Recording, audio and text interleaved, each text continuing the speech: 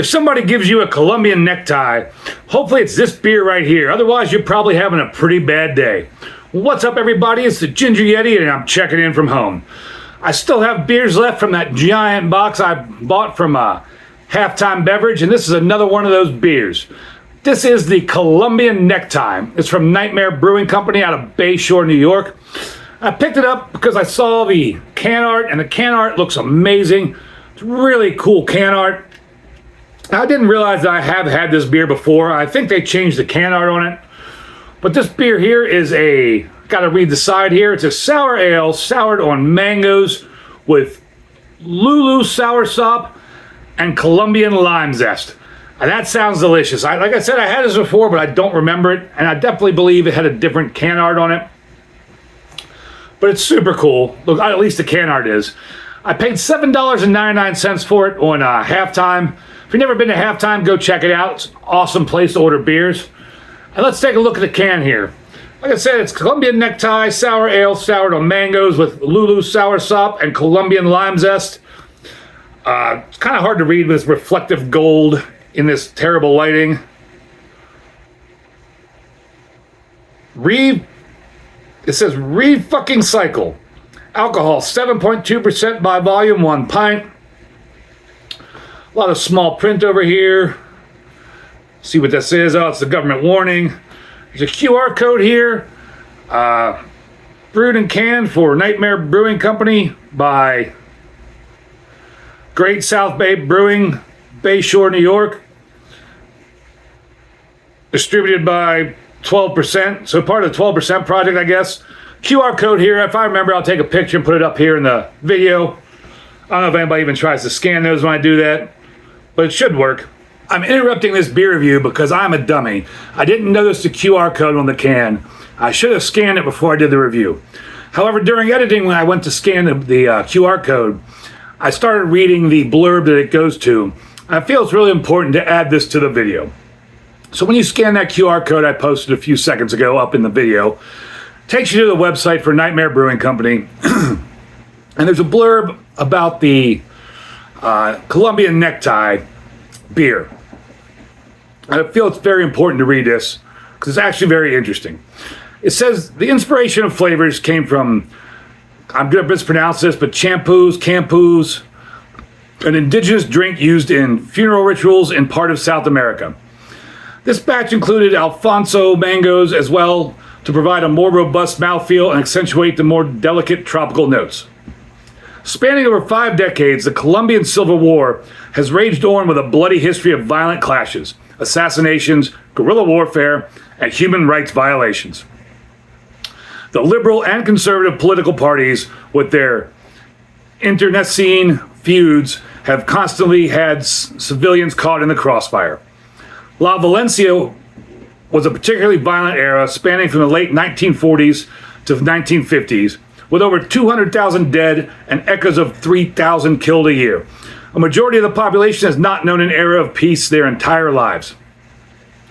Fighting for territory in the countryside, peasant militias, paramilitary, and military used guerrilla and psychological warfare as a grotesque tool. The Columbian Necktie being one of them, sometimes even done post-mortem. It was less for the victim than it was to send a haunting message to the surviving witnesses of the carnage. Slicing a deep cut across the neck to the tongue, slicing a deep cut across the neck, the tongue was then pulled through the gash, allowing it to dangle down the chest. When done to the living, the victim would die from blood loss, asphyxiation, or drowning in their own blood. I really felt like that was important to read. I should have scanned that QR code and checked it out before I did the review, but I'm not perfect. And then also on the little thing on the website, it lists, what do you want to call it? Pairings. That's the word. It says metal, a night in Texas from Warborn.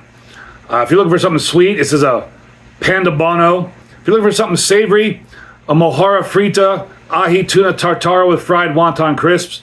Or if you're looking for cheese, it says English Stilton. Sorry for the interruption. I just felt that was really important to add to the video. Now back to the video and the beer review. And that's everything on the can here. There is no canned on date. I didn't realize this was part of the 12% project. Not that it really matters, as long as it's a good beer, right? So when untapped, this gets a 4.0 with over 8.5 thousand check-ins. That's a pretty good score. Beer Advocate, it received a 90, outstanding, with 44 ratings. So I'm excited to get it into the glass. I don't even know what color it's going to be. I don't even know what color I thought it would be either. I don't think it would be this color though. I guess with mangoes and soursop, I should have known it'd be this color. Get a nose on it without hopefully dipping my beak in it or spilling it.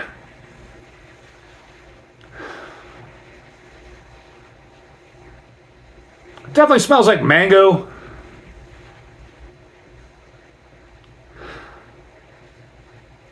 Mango, I do pick up the lime zest. Yeah, just mango and lime zest really all I'm getting on the nose. I mean, there might be something else there that's the soursop maybe, but really what I can pick out is the mango and the lime zest. Color, that is a cloudy, thick-looking, orangey kind of color. I don't know if that would even be on my SRM chart. Maybe I'll give it a gander here. Maybe about a 6 on my SRM chart. Maybe. About a finger's worth of like soap stud-like head. Yeah, that mango and that lime zest are shining through. They're not very strong, but those are the scents I'm picking up. Whoa, excuse me. I'm excited to try this because I don't remember drinking it when I did.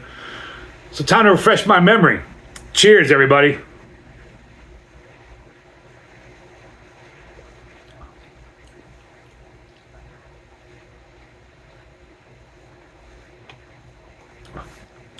It's light to medium bodied.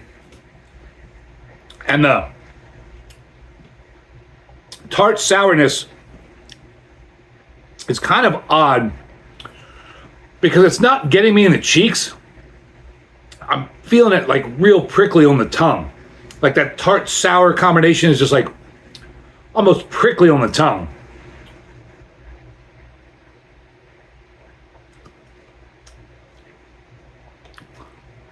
I do pick up a little bit of mango, but it's subdued. I do pick up a little bit of lime zest, but again, it's not very strong either. There's another flavor there. There's probably the soursop.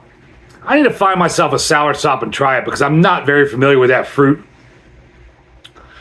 But the flavors are kind of mellowed out and subdued.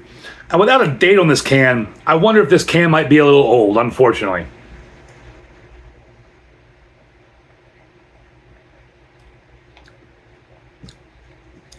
It's so weird to that, like sourness.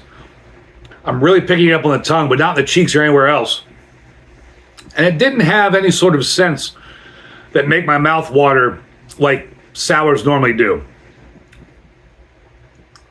And this almost reminds me of the flavor of like orange juice right before it gets ready to turn and go bad. Like when you can, if you have orange juice and it sits in your fridge for a while, you can kind of tell when it's about to go bad. It just starts getting a little bit of an odd flavor. That's kind of what this tastes like.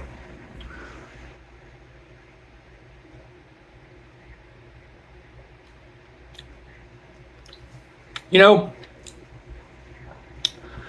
it gets high ratings on Beer Advocate, it gets high ratings on Untapped, and maybe this beer is old. It's got super cool artwork, but for $7.99, the flavors just don't pop enough for me. I'd have to give this a let it play. Maybe if I had it fresh, I'd love to have one that I knew it was really fresh. Maybe the flavors would be much better and I would be happier with the beer. If somebody handed it to me at a party, I wouldn't be upset. But $8 for this, you can find better beers for $8. Again, I just give it a let it play. It's not terrible. It's not like a sink pour or anything. It's just kind of there. It's lackluster. Lackluster is a good word for this. Thank you all for watching. I really appreciate it. Have you had this beer before? Have you had the Columbian Necktie from Nightmare Brewing Company? If you have, let me know down below in the comments that I get this one wrong. Is this an old can, and do I need to seek out a very, very fresh one? Maybe I can find a fresh one. Who knows? But thank you all for watching, and as always, embrace the adventure.